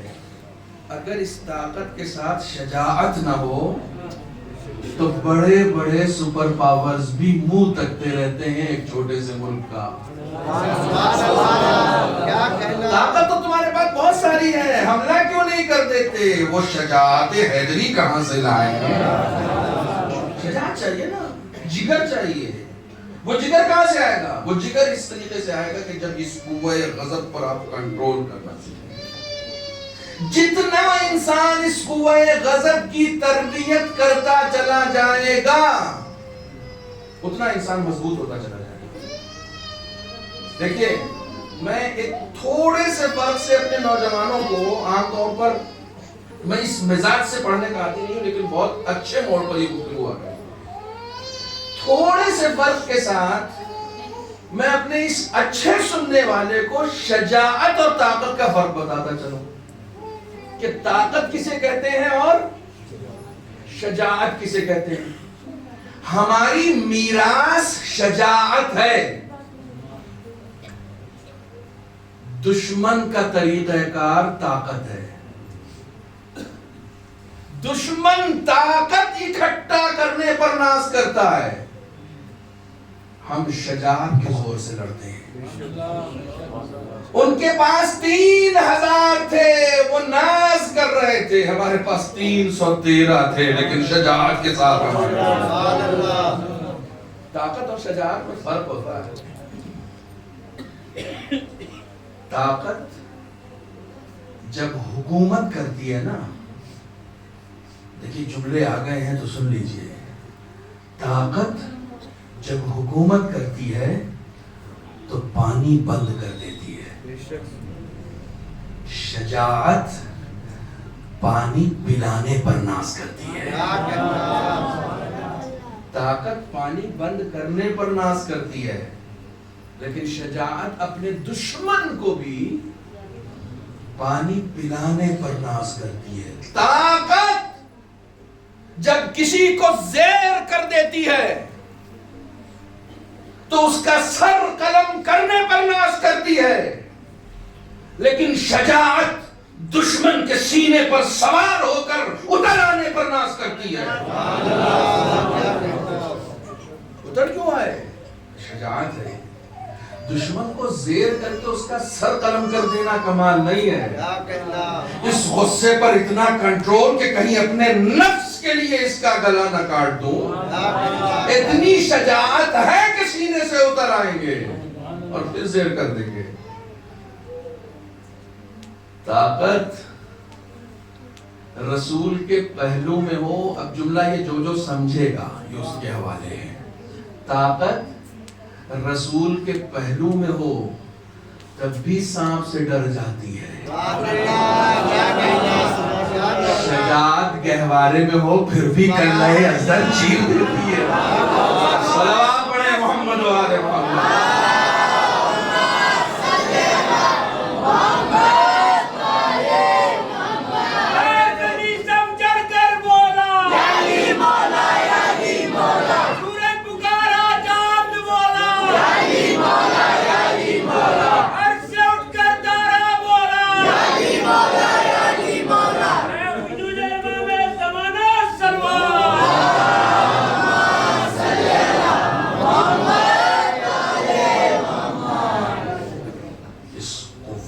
غضب پر کنٹرول، یہ غضب نہیں ہوگا تو انسان کسی کام کا نہیں۔ غضب سے غیرت انسان کے اندر آتی ہے، غضب نہ ہو تو انسان بے غیرت ہو جاتی ہے۔ اور اسی حوالے سے مجھے چند باتیں عرض کرنی، غضب نہ ہو تو انسان بے غیرت ہو جاتا ہے۔ یہی قوہ غضب ہے جو انسان کے اندر مردانگی لاتی ہے۔ یہاں میں نے انسان کی لفظ استعمال کی ہے اور مردانگی سے مراد مرد نہیں ہے، مردانگی سے مراد جمع مردی ہے جو مردوں میں بھی آ سکتی ہے اور عورتوں میں بھی آ سکتی ہے، جس کو دلیرانہ انداز کہتے ہیں۔ دلیر مرد بھی ہو سکتا ہے عورت بھی ہو سکتی ہے۔ جس انسان نے اپنے قوہ غضب پر کنٹرول نہیں کیا، جس انسان نے اپنے قوہ غضب پر کنٹرول نہیں کیا، اس کے اندر غیرت نہیں آتی، پھر وہ بے غیرت ہو جاتا ہے۔ ہمارے یہاں اس کو کہتے ہیں بے حیا ہو جانا۔ قوہ غضب پر کنٹرول کا مطلب یہ ہے کہ تم جب بھی مسکرا رہے ہو تو اپنی ذات کے لیے نہ مسکراؤ، تم جب بھی غضبناک ہو رہے ہو تو اپنی ذات کے لیے غضبناک نہ ہو۔ کوئی بھی کام، آیت اللہ کاشف الغطا کا نام سنا ہے؟ آیت اللہ کاشف الغطا نے کبھی اپنے نفس کے لیے کھانا بھی نہیں کھایا۔ میں معصوم کی بات نہیں کر رہا ہوں، میں اپنے یہاں کے غیر معصوم لوگوں کی بات کر رہا ہوں۔ کبھی اپنے نفس کے لیے ارے یہ کھانا کتنا اچھا ہے، لاؤ ایک لقمہ اور کھانے، کبھی نہیں کھایا۔ 40 سال کی زندگی کا دعویٰ تھا، 40 سال کی زندگی میں کبھی کوئی ایسا کام نہیں کیا کہ جسے مباح کہتے ہیں۔ مکروہ چھوڑ دیجئے، مباح یعنی جس کے کرنے نہ کرنے میں کوئی ثواب یا عذاب کچھ بھی نہیں ہے۔ مباح کام کی میں ایک تعریف کروں آپ کے سامنے۔ مثلا ابھی مجھ سے صحیح پوچھ رہے تھے پانی چاہیے، میں نے کہا نہیں، یعنی جب پیاس نہ ہو تو آپ پانی پی لیں گے تو گناہ نہیں ہوگا، لیکن پانی اسی وقت پیو جب پیاس ہو۔ یہ مستحب ہے، یہ مستحب ہے۔ بغیر پیاس کے پانی پی لینا یہ مباح کام ہے، اس پر کوئی عذاب نہیں ہے، لیکن انہوں نے وہ کام بھی نہیں کیا۔ ہمارے علماء میں سے یعنی کوئی ایک عمل بھی انسان کی زندگی میں ایسا نہ ہو جس میں اس نے اپنی ذات کو، اپنے نفس کو شامل کیا ہو۔ سب سے بڑا مسئلہ یہ ہے، ہمارے یہاں ہم اپنے پڑوسیوں میں دیکھتے ہیں کہ ہمارا دشمن کون ہے، ہمارے یہاں ہم اپنے مولویوں میں دیکھتے ہیں کہ ہمارا دشمن کون ہے۔ جس نے میرے خلاف ذرا سا زبان کھول دی ہم اس کو اپنا دشمن سمجھ لیں گے، سبحان اللہ، یہ میرا دشمن۔ نا ان سب چیزوں سے آگے بڑھیے، ان سب چیزوں سے آگے بڑھیے۔ ہمارے استاد کہتے تھے اپنے آپ کو دریا بنا دو۔ کیا کہنا، نہیں آپ سمجھے نہیں، اپنے آپ کو دریا بنا دو، کوئی غلاظت بھی اس میں ڈال دے گا نا تو اس کو بھی وہ پاک کر دے گا، اتنا بڑا ہے وہ، اتنا بڑا ہے۔ اپنے آپ کو اتنا بڑا بنا لو کہ چھوٹی چھوٹی چیزیں، گلاس کا پانی ایک قطرے خون سے نجس ہو جاتا ہے، دریا ایک قطرے خون سے نجس نہیں ہوا کرتا ہے۔ اپنے آپ کو دریا بنا کر رکھو، چھوٹی چھوٹی چیزیں تمہیں متاثر نہ کریں، یہ میرا دشمن ہے، بلا میرا دشمن، نہ، ان سب دشمنیوں سے باہر آ جاؤ۔ اپنی دشمنی کا معیار یہ بنا لو کہ جو خدا کا دشمن ہے وہ میرا دشمن ہے، جو خدا کا دوست ہے وہ میرا دوست ہے، یہ معیار بنا لو۔ آج ہمارے معاشرے میں یہ طلاق کیوں ہو رہا ہے؟ آج ہمارے معاشرے میں یہ جدائیاں کیوں ہو رہی ہیں زن و شوہر میں؟ کیونکہ جب ہم اپنی لڑکی کی شادی کرنے جاتے ہیں کماتا کتنا، دکھتا کیسا ہے، کیا کہنا، کس کا بیٹا ہے، یہ سب چیزیں ہم سب سے پہلے دیکھتے ہیں، کس کا بیٹا ہے، کیسا دکھتا ہے، کتنا کماتا۔ نا، چھٹے امام نے کہا یہ سب بعد میں دیکھنا، پہلے یہ دیکھو دین ہے اس کے اندر یا نہیں ہے۔ دین ہے تو اپنی بیٹی آرام سے دے دو، چونکہ جو خدا کا ہوتا ہے وہ تمہاری بیٹی کا بھی ہو جائے گا، جو خدا ہی کا نہیں ہے، جو خدا کا نہیں ہو تمہاری بیٹی کا کہاں سے ہوگا؟ پہلے خدا کے تو بنو۔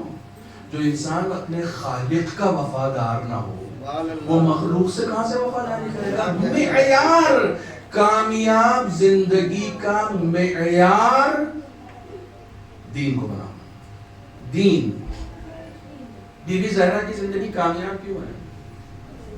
بی بی زہرا، کل انشاءاللہ ایک دوسرے پہلو کی طرف اشارہ کروں گا، آج میں نے غضب کی طرف اشارہ کیا، کل دوسرے پہلو کی طرف اشارہ کروں، وہ بہت اہم پہلو ہے، وہ بہت اہم پہلو ہے۔ بی بی زہرا کی زندگی کامیاب اس لیے ہے، کامیاب اس لیے ہے کہ بی بی زہرا نے اپنی پوری زندگی میں ایک سانس بھی لیتی تھی تو اس سانس کو لینے سے پہلے مطمع نظر یہ ہوتا تھا کہ میرا خدا کتنا راضی ہوگا۔ بہت توجہ رکھنا دوستو، بہت یہ اصول زندگی ہے۔ کسی سے بات کر رہے ہو تو دیکھو میری بات سے خدا راضی ہوگا یا نہیں ہوگا۔ کسی سے قطع تعلق کر رہے ہو تو قطع تعلق کرنے سے پہلے سوچو کہ خدا میرا راضی ہوگا یا نہیں ہوگا۔ کسی سے جھگڑا کرو تو خدا کو پیش نظر رکھو، کسی سے دوستی کرو تو خدا کو پیش نظر رکھو، کوئی بات کہو تو خدا کو پیش نظر رکھو، کہیں بیٹھو تو خدا کو پیش نظر رکھو، کسی کی دعوت قبول کرو تو خدا کو پیش نظر رکھو، کسی کی دعوت کو ریجیکٹ کرو تو خدا کو پیش نظر رکھو۔ بہت سارے ایسے علماء تھے ہمارے ہاں جو کسی کے یہاں جاتے تھے تو کھانا نہیں کھاتے تھے۔ کھانا کیوں نہیں کھایا؟ کہ آپ کا سود کا کاروبار ہے اس لیے نہیں کھایا، یعنی خدا کو پیش نظر رکھا ہے۔ یہ نہیں کہ کھانا لگ گیا تو کھا ہی لیتے، کیا فرق پڑتا ہے نا؟ خدا کے لیے، ان کی دوستی خدا کے لیے، ان کی دشمنی خدا کے لیے۔ اللہ اکبر۔ میں نتیجہ آپ کے حوالے کروں، بی بی زہرا کی پوری زندگی صرف اس بات میں گزری کہ خدا کتنا راضی ہوگا، خدا کتنا خوش ہوگا۔ خدا نے جزا کیا دی؟ 18 سال کی ایسی کامیاب زندگی کہ خدا نے کہہ دیا کہ آپ پوری زندگی یہ سوچتی رہیں کہ خدا راضی ہوگا یا نہیں ہوگا، تو اب میں کسی ایسے سے راضی نہیں ہوں گا جس سے آپ ناراض ہوں۔ جس سے آپ غضبناک ہیں اس سے آپ کا خدا بھی غضبناک ہے، جس سے آپ راضی ہیں اس سے آپ کا خدا بھی راضی ہے۔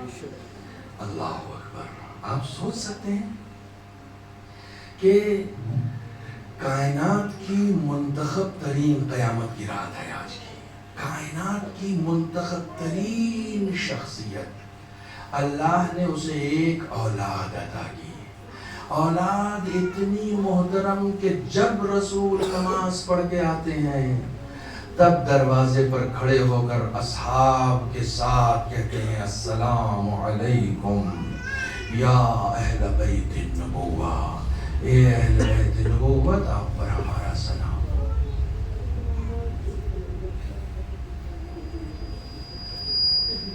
میں ایک اور گزارش کروں گا کہ جب مسائل میں آنکھوں سے آنسو آ جائیں تو اس حقیر کو بھی اپنی دعا میں یاد رکھیے گا، ہمارے حق میں بھی دعا کیجیے گا۔ اور جب بھی ہمارے حق میں دعا کیجیے، کوئی بھی شخص جب بھی ہمارے حق میں دعا کیجیے تو صرف ایک دعا کیجیے گا، عاقبت بخیر ہو، بس۔ اس سے بڑی کوئی دعا نہیں، اس سے بڑی کوئی دعا نہیں، عاقبت بخیر ہو، انجام بخیر ہو۔ بہت سارے ایسے لوگ ہیں، زبیر کے بارے میں نہج البلاغہ میں مولا کائنات نے کہہ دیا ما زال الزبیر منا اہل البیت، زبیر ہم اہل بیت میں سے تھا لیکن جہنم میں چلا گیا۔ عاقبت بخیری بہت ضروری ہے، عاقبت بخیری بہت ضروری ہے، جو کچھ بھی کرو سب خدا کے لیے۔ ایک ایسا دروازہ کہ جس کے اوپر میں ایک روایت سناتا ہوں، بہار الانوار کی روایت ہے۔ جبرائیل امین رسول خدا کے گھر میں نازل ہوتے ہیں، یا رسول اللہ خلوت، گھر میں آپ کے اور علی کے علاوہ کوئی اور نہ ہو۔ خدا نے 2 پیغام کہلوایا، 2 پیغام۔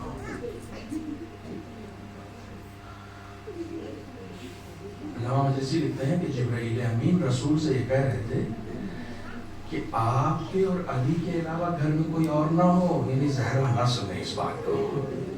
مقصد یہ تھا زہرا اس بات کو نہ سنے۔ اور جبرائیل امین نے کہا آپ علی کو پہنچا دیجیے گا۔ کمال ہے، علی بھی سامنے بیٹھے ہیں اور جبرائیل رسول سے کہہ رہے ہیں آپ پہنچا دیجیے گا، خدا کا پیغام ہے۔ کہ جبرائیل سناؤ، ہمارے اور علی کے علاوہ اس گھر میں کوئی نہیں ہے۔ پہلا پیغام یہ ہے کہ علی سے کہہ دیجئے کہ آپ کے بعد علی کو خلافت سے، یعنی ظاہری خلافت سے، علی کو خلافت سے محروم رکھا جائے گا۔ علی سے کہہ دیجئے کہ علی صبر کریں۔ رسول نے پیغام پہنچا دیا، مولا کائنات نے سینے پہ ہاتھ رکھ کے کہا یا رسول اللہ صبرت علی ذلک، میں صبر کروں گا۔ علامہ مجلسی لکھتے ہیں کہ دوسرا پیغام سنایا جبرائیل امین نے، آپ اگر بی بی زہرا سے محبت کرتے ہیں، بی بی زہرا سے عقیدت رکھتے ہیں تو اپنے سینے پہ ہاتھ رکھیے گا اور تصورات کی دنیا میں مدینے جائیے گا۔ میں دوسرا پیغام خدا کا سنا رہا ہوں۔ دوسرا پیغام سنانے سے پہلے، یعنی دوسرا پیغام سنانے کے بعد کا جو منظر علامہ مجلسی نے نقل کیا ہے، کہتے ہیں فَوَقَعَ عَلِيٌّ عَلَىٰ وَجْهِهِ، جیسے ہی دوسرا پیغام جبرائیل امین نے سنایا ہے، تاریخ کہتی ہے فَوَقَعَ عَلِيٌّ عَلَى وَجْهِ، علی سنتے ہی منہ کے بل زمین پہ گر گئے، ہزاروں کا تار گریا کرنے لگے، علی کے رخسار آنسوؤں سے تر ہو گئے۔ آپ سوچ رہے ہوں گے آخر ایسا کون سا پیغام ہے جو جبرائیل نے رسول کو سنایا؟ پیغام یہ تھا یا رسول اللہ، علی سے کہہ دیجئے آپ کے بعد علی کی زوجہ کو علی کے سامنے مارا جائے۔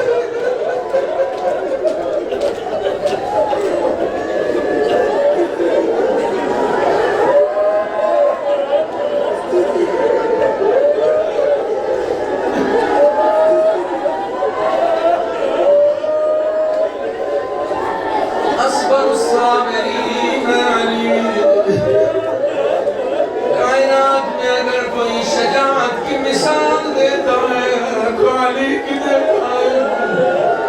تاریخ اسلام کی جنگوں میں سینے پہ زخم کھانے والا علی کبھی ایسے پھوٹ کے نہیں رویا، دشمن کے تیر سینے پہ کھانے والا علی، زخموں کی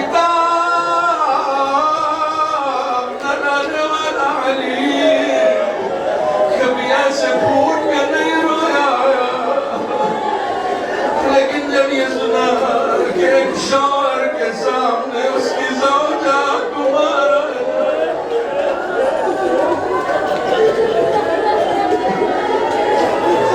علی کے دونوں شانے یا رسول اللہ، اگر خدا کی مرضی یہی ہے تو علی صبر کرے۔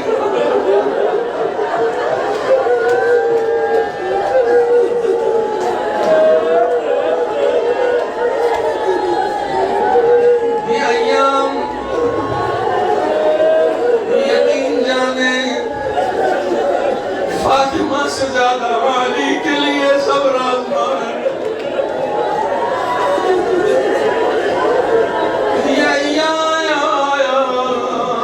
علی کے لیے زیادہ سخت ترین ہے، کیونکہ علی کو غلط یہ ہے اب میرا راز سننے والا کوئی نہیں ہوگا۔ علی کو غلط یہ ہے اب مجھ سے باتیں کرنے والا کوئی نہیں۔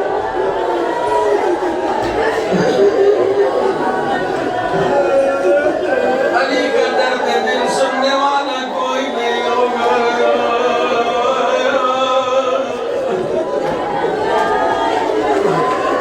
رسول پیغام علی کو دے دیتے ہیں، وقت ایسا آتا ہے، رسول کا آخری وقت ہے، بیماریوں نے گھیر رکھا ہے۔ فاطمہ زہرا نے رسول کے سر کو اپنے زانوں میں رکھا ہوا، اپنے بابا کے سر پہ ہاتھ پھیرتی ہے،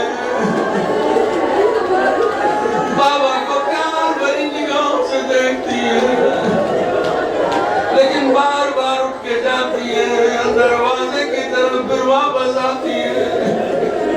لیکن ایک مرتبہ جب فاطمہ کی آواز بلند دیکھی تو رسول اسلام نے پوچھا بیٹا آپ کی آواز کیوں بلند ہوئی؟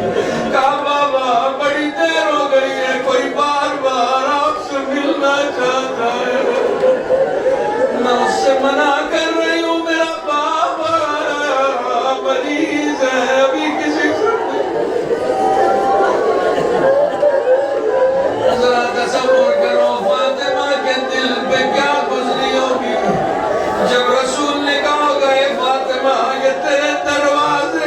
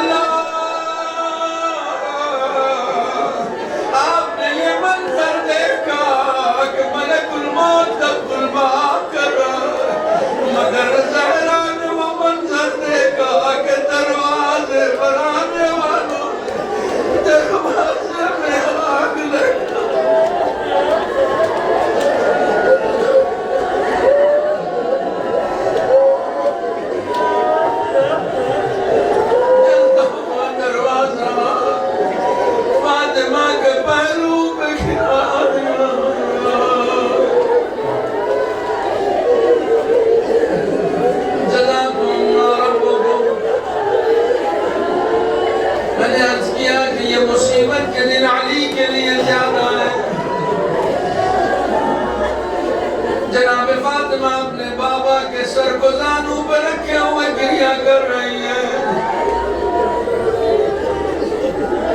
نہیں علی کا مرثیہ میں کل پڑھوں گا. ابھی 2 جملے اور مسائل کے سن لیں. بی بی زہرا اپنے بابا کے سر کو زانوں پہ رکھ کے گریہ کر رہی ہے. اچانک رسول خدا نے کہا میری ایک بات سنو. رسول خدا کے لبوں تک اپنے کان کو لے گئی, روتے ہوئے اپنے کان کو لبوں تک لے گئی تھی. لیکن علی نے دیکھا جب رسول خدا نے پیغام سنا دیا تو روتی ہوئی زہرا خوش ہو گئی. اب جو چہرہ تھا وہ حشاش بشاش تھا. علی نے پوچھا اے زہرا رسول نے ایسا کیا کر دیا کہ آپ کے چہرے پر تبسم آ گیا؟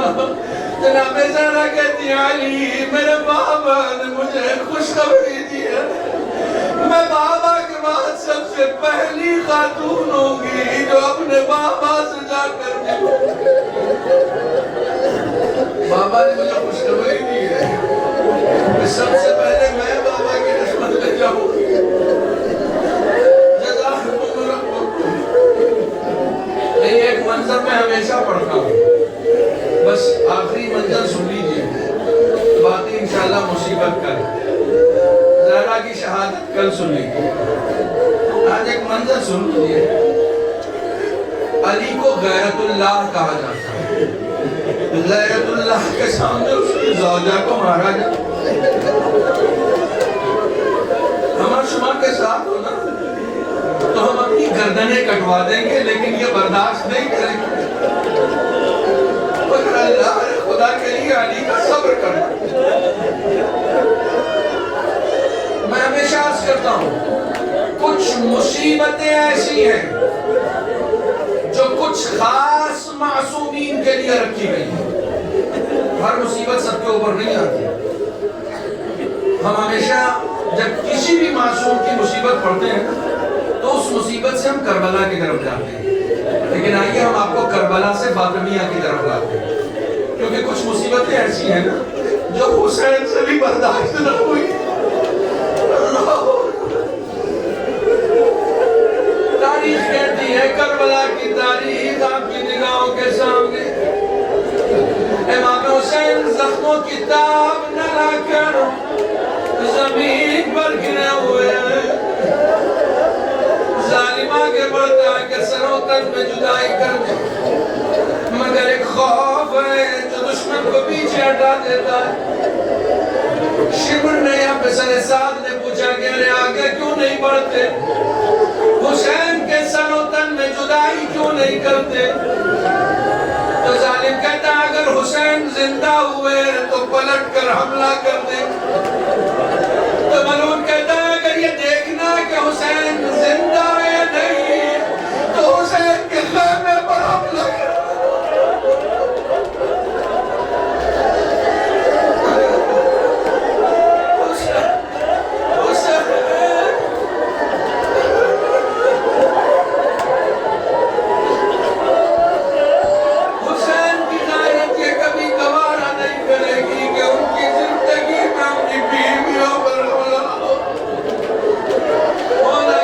ظالم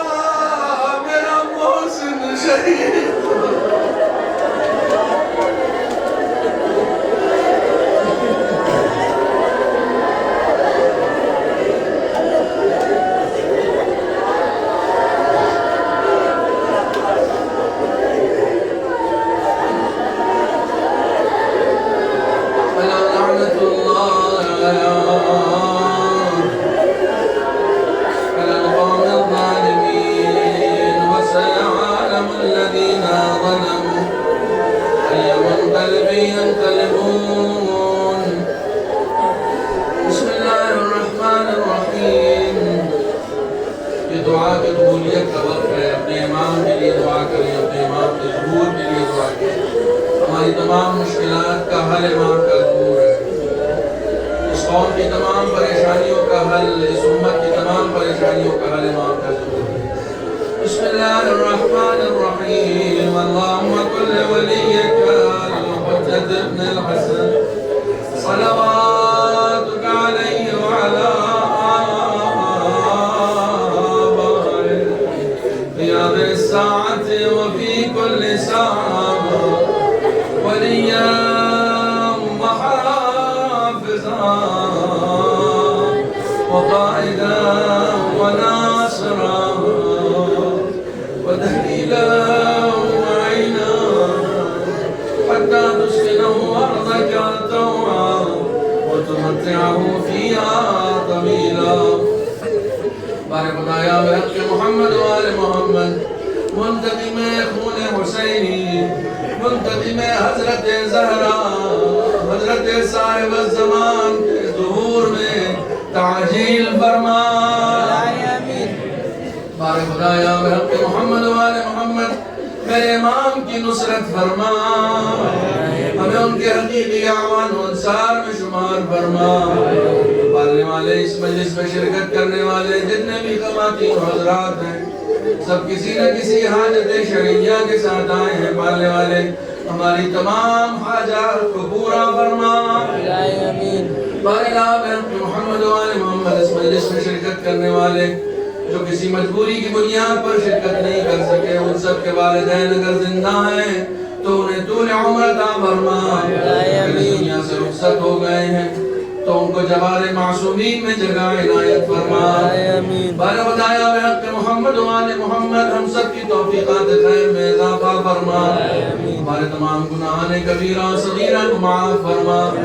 بے روزگاروں کو صاحب روزگار بنا, جو روزگار سے لگے ہیں ان کی روزی روٹی میں ترقی عنایت فرما.